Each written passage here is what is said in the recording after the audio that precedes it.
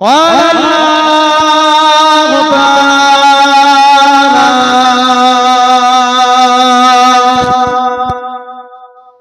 في كلام المزيد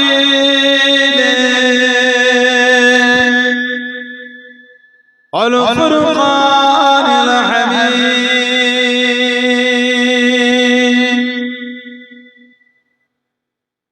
وما أرسلناك إلا رحمة للعالمين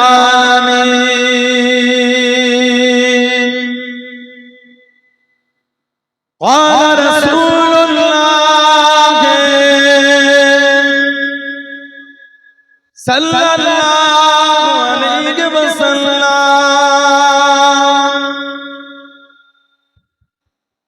من تمسك بسنة فساد أمتي فله أجر مئات شهيد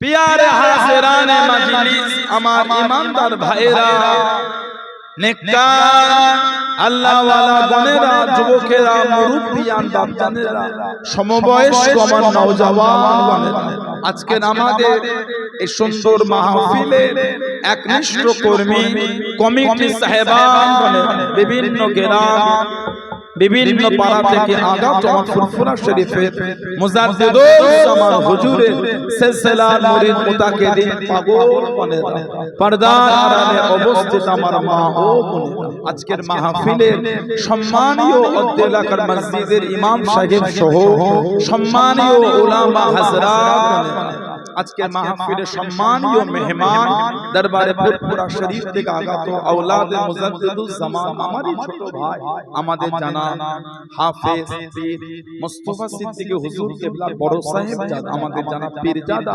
মাওলানা Muhammad wise Siddique আল কুরাইশি ভাই খিদমতে সে হাজির হয়েছে আমি অদব গুনাহগার নালায়েক আকসার পাপী আমার মনে হয় আজকের মাহফিলে যতগুলি মানুষ বসে আছে সবচাইতে বড় গুনাহগার থাকতে হলে সেটা আমি আছি আমি পাপী আমি গুনাহগার আল্লাহ আপনাদের কাছে হাজির করিয়েছেন দোয়া করে আল্লাহ পাক যেন গুনাহগারের জবান থেকে কিছুক্ষণের জন্য হলো আল্লাহ পাক কিছু বলার মতন তৌফিক ইনায়েত করেন বলুন সকলে আল্লাহুম্মা আমিন তার সাথে সাথে আল্লাহ পাক আপনাকে আমাকে আমাদের সকলকে শুনে এবং বলে আমল করার তৌফিক ইনায়েত করেন বলুন সকলে আল্লাহুম্মা আমিন আমার আল্লাহ পাক জাল্লে জালালুহু জাল্লে শানুহু তানা দরবারে লাখ লাখ শুকর কোটি কোটি শুকর যে আল্লাহ পাক আপনাকে আমাকে এতগুলি মানুষ এতগুলি মুসলমানকে এমন একটা সুন্দর মাহফিলে হাজির করালেন এমন একটা জায়গায় বসালেন যেখানে বসে আমরা একটু দরুদ শরীফ পড়ে থাকি হাদিস শরীফের কিতাব তিরমিজি শরীফ ইমাম আবু ঈসা আত-তিরমিজি রাহমাতুল্লাহ আলাইহি কিতাব লিখেছেন তিরমিজি শরীফে এসেছে মুসনাদে আহমদ ইবনে হাম্বাল ইমামে আহমদ ইবনে হাম্বাল রাহমাতুল্লাহ আলাইহি কিতাব লিখলেন আল্লাহ নবী সাল্লাল্লাহু আলাইহি ওয়াসাল্লাম বলেছে একটা দল একটা জামাত একত্রিত হয়ে বসলো কিন্তু আমি নবী আমার উপর দরুদ শরীফ তারা পড়লো একটা দল একটা জামাত তারা একত্রিত হয়ে বসলো কিন্তু আমি নবী আমার উপর দরুদ শরীফ তারা পড়লো না তাদের আফসোস করতে হবে তারা যদি আল্লাহর জান্নাতে যায় তাদের জান্নাতে গিয়ে দরুদ শরীফের ফজিলত করতে হবে আল্লাহ এত ফজিলত দিয়েছে দরুদ শরীফ জান্নাতীরা জান্নাতে গিয়ে দরুদ শরীফের ফজিলত থেকে আফসোস করবে সে হুজুরের ভালোবাসা মোহাব্বত প্রেম নিয়ে বসেছে শুধু এসে বসে চলে গেলে হয় না কিছু হলো নি একটু বাড়িতে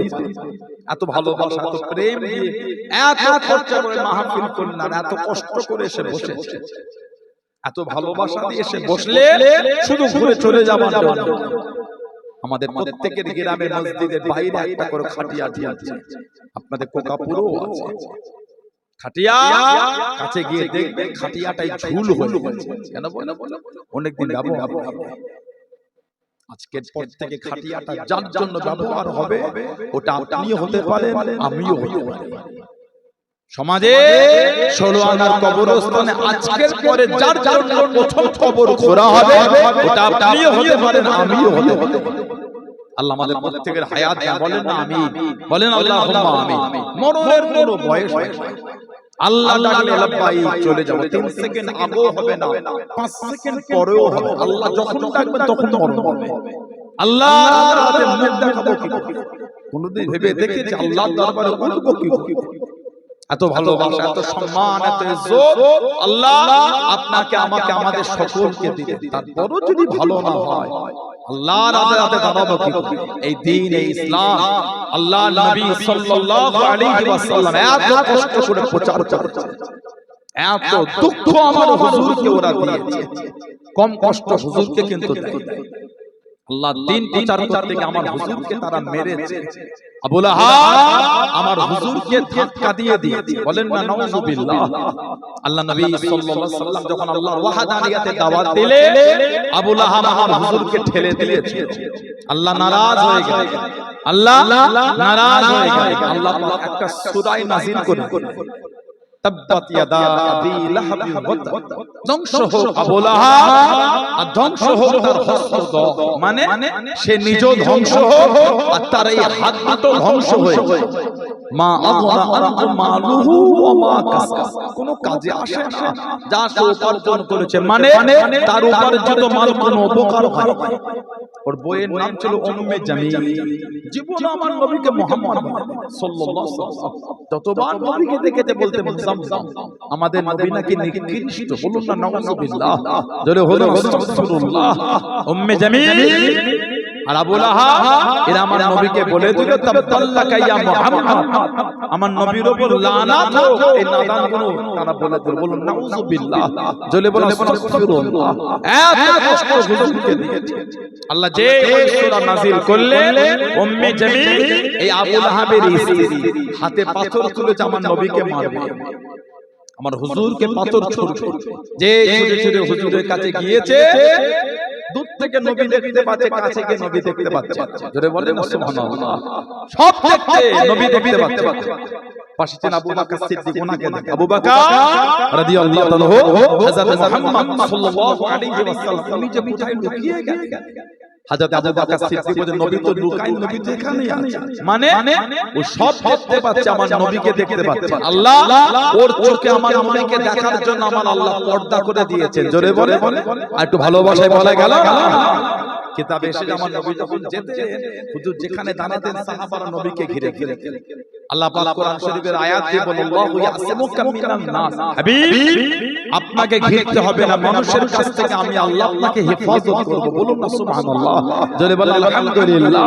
আল্লাহ নবী সাহাবাদের নিয়ে যায়, আল্লাহ নবী সাহাবাদের একটু করে চলে যায়। আল্লাহ নবী সাল্লাল্লাহু আলাইহি ওয়াসাল্লামের সামনে পিছনে ডান দিকে বাম দিকে আল্লাহ নবীকে ঘিরে ঘিরে নিয়ে চলে যায়। আল্লাহ নবী দাঁড়িয়ে গেলেন, ও সাহাবা আমি নবী সাল্লাল্লাহু আলাইহি ওয়াসাল্লাম, এত কাছে কাছে শোনা, এত নিকটে নিকটে যেও না, সামনে একটু আগিয়ে যাও, পিছনে একটু পিছিয়ে যাও, ডান দিকে সরে যাও, বাম দিকে সরে যাও। আল্লাহ নবী জানিয়ে দেন, ও সাহাবা ফাইন্না হাযা মাকামুল মালায়েকাতি, আমি নবী আমার কাছে জায়গাটা হলো আল্লাহ পাকের ফেরেশতাদের জায়গা। আল্লাহ নবী টুকটুক করে যখন চলে গেলেন, আল্লাহ পাকের ফেরেশতারা আল্লাহ নবীকে ধীরে ধীরে নিয়ে যেতেন, জোরে বলুন সুবহানাল্লাহ, আর একটু জোরে বলুন সুবহানাল্লাহ। হুজুর বলে ফাইন্না হাযা মাকামুল মালায়েকা, ফাইন্না মানে নিশ্চয়, হাযা মানে এই, মাকাম মানে জায়গা, মালায়েকা মানে ফেরেশতা, নিশ্চয় এই জায়গাটা হলো ফেরেশতাদের, মানে হুজুরের কাছের জায়গায় ফেরেশতারা হুজুরকে ঘিরে নিয়ে যেতেন, বলুন আলহামদুলিল্লাহ। সে হুজুরকে দিনের জন্য কম দুঃখ দেন, আজও দিচ্ছে, আজ সোশ্যাল সাইটে যাওয়া মতো আমার নবীকে নিয়ে আজ আমি বাজে বাজে বলে কে এগুলো জামানে বলার মতো না। কি ঠিক বলছি না ভুল বলছি? ইউটিউবে বলেন, কমেন্টে, ফেসবুকের কমেন্ট বলেন নবীকে নিয়ে এত নোংরা শব্দ লেখে বলার মতো না। কই আমার তো ইচ্ছা হয় না পাঁচজন অন্যজনকে নিয়ে কই আমার তো মনে হয় না অন্য সম্প্রদায়ের তাদের ধর্ম অনুগামী তিনটে গালি দিয়ে দিই, আমার তো মনে হয় ওটা উচিত না, ঠিক না? হওয়াটা উচিত না। তোমার মনে হলো কি আমার নবীকে গালি দিতে দেবে? আস্তাগফিরুল্লাহ, কি শুরু হয়ে গেল? মুসলমান দেখলেই এত টিটকিরি, এত নোংরা নোংরা শব্দ, কি অভদ্রতা শুরু হয়েছে। আজকাল চতুর্দিকে যেভাবে নোংরামি শুরু হয়েছে, জবানে বলার মতো না, সোশ্যাল সাইটে যাওয়ার মতো নেই। সাইয়্যিদা তাহিরা তাইয়্যিবা মা আয়েশা রাদিয়াল্লাহু তাআলা আনহা, আল্লাহর নবী জানাকে 6 বছর বয়সে বিয়ে করেছেন, আর 9 বছরে হুজুর ওনার সাথে ঘর সংসার শুরু করেছেন। সুবহানাল্লাহ। কত নোংরা শব্দ ছড়ে, যেন মনে হচ্ছে পৃথিবীর ইতিহাস আমার নবী একাই করেছে। আমার নবী তো 9 বছরে ঘর শুরু করেছে। আমার নবী বলেছে বুখারী শরীফের riwayat, হযরত আয়েশাকে বিয়ে করার আগে আল্লাহ আমাকে স্বপ্নে দুবার দেখিয়েছে। জোরে বলুন না সুবহানাল্লাহ। কত বড় বড় মনীষী ধর্মগুরু আছে, তারা 4 বছরের মেয়েকে 5 বছরের মেয়েকে বিয়ে করেছে। আমার ইচ্ছা হয় না ওগুলো বলে বলে বেড়ায়, ঠিক না ভুল বললাম? কোনদিন আমাদের তো মনে আসে না। আপনি বলে দিলেন আমার নবীর আদর্শ নোংরা, এখন প্রকাশ্য বাংলায় বলা হয়, এগুলো আগে ছিল না। বাংলার কৃষ্টি কালচারের নয়, কিন্তু ভিন্ন রাজ্যের হাওয়া ঢুকেছে বাংলায়। বাংলার আপামর জনসাধারণ, জাতি ধর্ম বর্ণ সব ধর্মের মানুষ, এরা হলো শান্তিপ্রিয়, ভদ্র, নম্র, বিনয়ী। বাংলার আদর্শ, বাংলার আদর্শ ওই উগ্রগামী আর অশান্তি যেগুলো বাংলায় হচ্ছে না, সব বাইরে হাওয়া ঢুকেছে, বিভিন্ন রাজ্য থেকে ঢুকেছে। এরা এসে আজকাল আমাদের বাংলার পরিবেশ নষ্ট করছে। এক একজন এমন দাদাগিরি, কঠিন অবস্থা। প্রতিদিন ভিডিও দেখলাম, ওই ভাঙড়ের না কোনখানকার ফল বিক্রেতা, সবজি বিক্রেতা, রাজা হাজা কোন জায়গা, ওকে বলে তুমি রোহিঙ্গা, ওকে আমি ভোট দিয়েছি। তার রোহিঙ্গা যদি ভোট দেওয়ার সুযোগ পায়, তার শাস্তি তো নির্বাচন কমিশনের হওয়া উচিত। ওই নাগরিকটা শাস্তি নাই, নির্বাচন কমিশন শাস্তি হবে। এত করা কম বেশি 90 লক্ষ 80 লক্ষ কাছে কাছে নাম ডিলেট অপশনে পড়ে আছে। 27,000 ডিলেট অপশন, প্রথম শুনানি 27,000, তার মধ্যে 100 কজনের নাম এসেছে। আর দ্বিতীয়বারে মাত্র ওই 193 না কজনের নাম, এখন সব ওই অপশনে পড়ে আছে। কালকের পরে কি হবে আল্লাহ ভালো জানে। দেশের সম্মানীয় শুধু মুসলমান না, হয়তো এলাকা ওয়াইজ মুসলমানের নাম বাদ দিয়ে শুধু মুসলমান, সব ধর্মের লোকের নাম বাদ দিয়েছে। একটা বুড়ি বলছে আমার দেশ স্বাধীনের আগে আমার জন্ম, ওনার নামটা ডিলিট। নির্বাচন কমিশনার বলল বাপ মায়ের নাম যদি 2002 এর ভোটার লিস্টে থাকে, ছেলে মেয়েদের কিছু লাগবে না। বলেছিল বলে মনে হয় এখন নেটে ভিডিও আছে। বাপ বাপ ছেলে মেয়ে তো দূরের কথা, যার নাম 2002 আছে তাকে ডিলিট করে দিয়েছে। এগুলো নোংরামি ছাড়া দ্বিতীয় কিছু না। কদিন আগে ট্রেনে কয়েকজন বোরকা পরে বোন আমার মা উঠেছে, একজন হিন্দু সম্প্রদায়ের মেয়ে, এটা তার মাথায় নোংরা চিন্তা ঢুকেছে। বাংলার পরিবেশ এটা না। ফটো তুলে ফেসবুকে লিখেছে যে এসআইআর মিটতে রোহিঙ্গাদের আবার আনাগোনা শুরু হয়ে গেল। আপনার মনে হয় ওগুলো রোহিঙ্গা? শত শত নয়, হাজার হাজার কোটি টাকা খরচ করে একটা রোহিঙ্গা ধরতে পারে। হাজার হাজার কোটি টাকা ব্যয় করে একটা রোহিঙ্গা ধরতে পারে, আর দেশের সম্মানীয় নাগরিকটাকে রোহিঙ্গা বলে দিল। ওদের তো শাস্তি হওয়া উচিত। বোরকা পরলে রোহিঙ্গা হলো, টুপিদারি রাখলে রোহিঙ্গা হয়ে গেল। এত অভদ্র হতে হয় না, ভদ্র অনম্র অবিনয়ী হয়, এত অভদ্র হয়ে যাচ্ছে। মানুষকে এত অভদ্র হতে হয়, পশু অভদ্র হয়ে যাচ্ছে। পশু একদম শান্ত হয়ে যাচ্ছে, মানুষ এত অভদ্র হচ্ছে। আল্লাহ ওদের সুবুদ্ধি দেন, আল্লাহ বাংলার পরিবেশ শান্তি আল্লাহ ফিরিয়ে দেন। বলেন আমিন। জোরে বলেন আল্লাহ। আমাদের সকলকে সমস্ত ধর্মের মানুষকে আল্লাহ শান্তিতে মেলবন্ধন ভ্রাতৃত্বলে কাঁধে কাঁধ মিলিয়ে এই জমিনে বাংলায় বসে বসে তৌফিক দান করে। বলুন আল্লাহুম্মা আমিন। জোরে বলেন। আজকের সমাজে বলা হচ্ছে আমার নবীর নাকি আদর্শ নোংরা, নাউজুবিল্লাহ বলা। হুজুরে আখলাক আদর্শের উপর আগুন তোলা কদিন আগে ওই একজন এক্স মুসলমানকে লাপালাপি সেলিম কি নাম ওই যাকে ছুরিতে আঘাত করেছিল যে ঠিক হয়নি, আইন হাতে ধরা ছিল সেলিম কি নাম সেলিম বলে এক্স মুসলমান তাকিলে কদিন দিনে বিভিন্ন সম্প্রদায়ের লোক হয়েছে। গত এক সপ্তাহে ধরেছে, আজ থেকে 15 বছর না কত বছর আগে খুন হয়েছে খুনের আসামি। কি খবর? কার তাবেদারি করছিলে ওই খুনিটা? হয়েছে মুসলমান করলে তো কঠিন অবস্থা হয়ে যেত। খুনিকে বাঁচাতে আমরা বাঁচাতে চাইনি, তোমরা বাঁচাতে। তারপরও ইসলামের আদর্শ নোংরা, তারপরও বলে আমার রাসূলের আখলাক খারাপ। আস্তাগফিরুল্লাহ। যখন মেয়েদের কোনো সম্মান ছিল, মেয়েদের কোনো ইজ্জত ছিল না, যে মা ছেলেকে পেটে 10 মাস 10 দিন ধরে দুনিয়ার মুখ দেখাতো, ওই ছেলে বড় হয়ে নিজের মাকে জিনা করত। নাউজুবিল্লাহ। যেই বাপের ওরসে মেয়েটা দুনিয়ার মুখ দেখতো, মেয়ে বড় হলে বাপ মেয়েকে জিনা করত। নাউজুবিল্লাহ। ভাই ভাইকে জিনা করত। তখন আল্লাহ আমার নবীকে পাঠালেন। আল্লাহ নবী তখন মেয়েদের সম্মান দিয়ে বলে, কাউকে যদি আল্লাহ 3টে মেয়ে দেয়, সে যদি তার 3টে মেয়েকে দ্বীনের শিক্ষা দিয়ে অন্যের বাড়িতে পার করতে পারে, আল্লাহ ওই মেয়েটার মা বাপকে আল্লাহ জান্নাতি করে দেবেন। জোরে বলুন।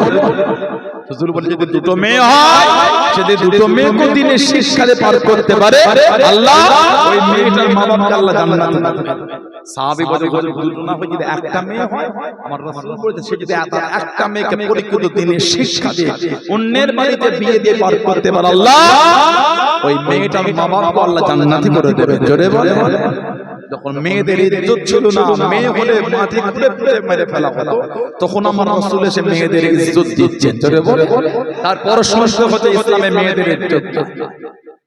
ইসলামে অ্যাপস্টেন্ট ফাইল 2 হয় না, 1 হয় না। ইসলামে অ্যাপস্টেন্ট ফাইলের কোনো গল্প ঠিক না? যারা অ্যাপস্টেন্ট ফাইলে ধরা পড়েছে ওরা আমাদের শিক্ষাতে সভ্যতা কাকে বলে। যারা 3 বছরের মেয়েগুলোকে রেপ করেছে, অ্যাপস্টেন্ট ফাইলে তথ্য বলছে।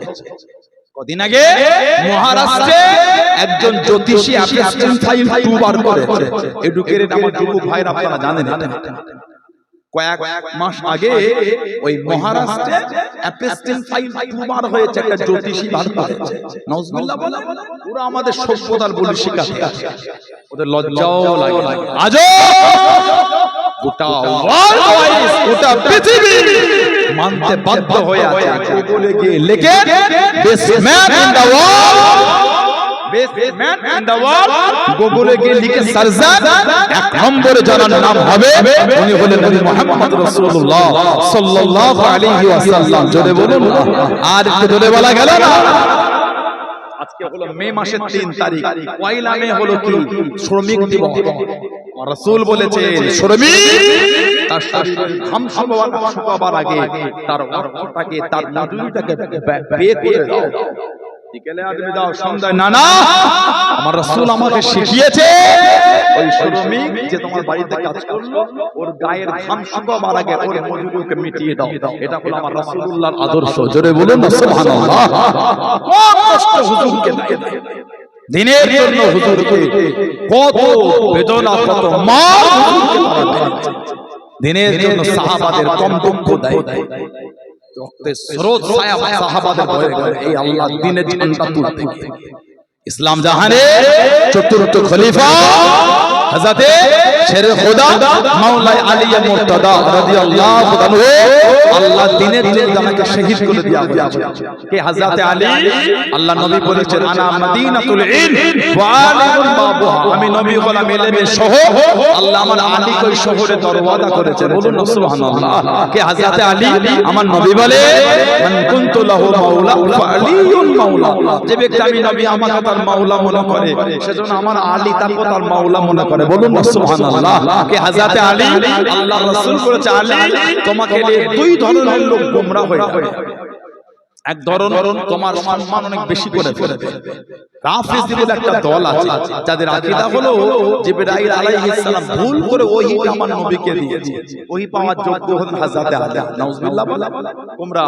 আরেকটা দল হযরতে আলীর সম্মানকে ছোট করবে। আল্লাহ রাসূল বলেছে মান সাব্বা আলিয়ান ফাতাসাব্বানি, যে আমার আলীকে গালি দিল নাউযুবিল্লাহ সেজন্য আমি নবী আমাকে গালি দিয়ে দিই। বলুন নাউযুবিল্লাহ। কি হযরত আলী আল্লাহ নবী হিজরতে রাতে ডাক দিয়ে দিলেন, ও যুবকেরা, আল্লাহ নবী ডাক দিয়ে দিলেন, ও বাবা জামাত আলী রাদিয়াল্লাহু তাআলা আনহু, আমি নবী সাল্লাল্লাহু আলাইহি ওয়াসাল্লাম আল্লাহ পাকের হুকুমে হিজরত করে চলে যায়। আমার বিছানায় ঘুমিয়ে পড়ো, আমার বিছানায় শুয়ে পড়ো, সকাল হলে উঠবে বাবা, সকাল বেলায় উঠে অমুক অমুক মিষ্টি নামাজ কালাম আমি নবী সাল্লাল্লাহু আলাইহি ওয়াসাল্লাম আমার কাছে দিয়ে দেখে নে, তাদের আমানত মনে ফিরিয়ে নে, চুপি হয়ে হিজরত খানা করবে। হযরত আলী জানিয়েছেন, ও রাসূলুল্লাহ সাহাবারা, আমি আলী আমার বিশ্বাস হয়ে গেল ওদিন রাতে মরবো না, আমি আলী মরবো তো জানি, ওদিন রাতে মরবো না। আল্লাহ নবী সাল্লাল্লাহু আলাইহি ওয়াসাল্লাম নূরে জামান শরীফে আমি আলীকে জানিয়ে দিল সকাল হলে উঠবে বাবা। আল্লাহ নবী নূরে জামান শরীফ সাক্ষী হয়ে গেল আমি আলী আমার জীবনে সকাল খানা হবে। জনে বলুন সুবহান, আর একটু জনে বলুন সুবহান। কে হযরত আলী রাদিয়াল্লাহু তাআলা আনহু আল্লাহ নবী খাইবারে জমিনে দাঁড়িয়ে গিয়ে সাহাবাদের ওয়াজ করেন। আল্লাহ নবী জানিয়ে দিলেন, ও আমি নবী আগামীকাল সকালে এমন একজনকে ঝান্ডা দেবো, এমন একজনকে পতাকা দেবো, আল্লাহ রাব্বুল আলামিন যা হবে খাইবার খানা ফাতেহ করে দেবে, জানাতে ঝান্ডা দেবো।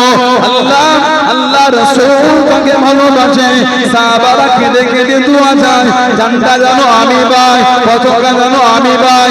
আল্লাহ নবী ফজরে পরে দাঁড়িয়ে ডাক দিয়ে দেন, ও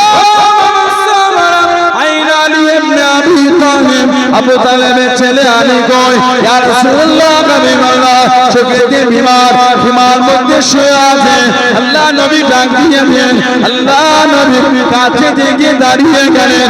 আল্লাহ নবী লালা শরীফ কানামে দুটো চোখে বলিয়ে দেন, হযরত আলী রাদিয়াল্লাহু তাআলা আনহু চোখ দুটো আল্লাহ পাক ভালো করে দিলেন। জোরে বলুন সুবহান, আর একটু জোরে বলুন সুবহান। হযরত আলী বিমার, চোখে দেখতে পায় না, চোখ ফুটেছে বিমার। আল্লাহ নবী এই লালা শরীফের দুটো চোখে দিয়েছে, হযরত আলীর চোখ ভালো হয়ে গেল। বলুন না সুবহানাল্লাহ। ইসলামের দ্বিতীয় যুদ্ধ হয়েছিল তৃতীয় হিজরিতে, যুদ্ধটার নাম ছিল উহুদ। ইসলামের দ্বিতীয় যুদ্ধ তৃতীয় হিজরি, যুদ্ধটার নাম ছিল উহুদের যুদ্ধ। এখন সব হাজিরা হজ করতে যাচ্ছে, মদিনা ছিল, মক্কা ছিল।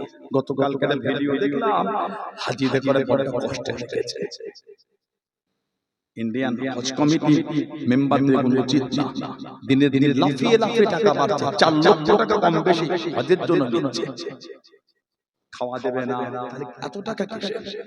থাকার জায়গাটাকে ভালো দাও, ঠিক না? Hotel group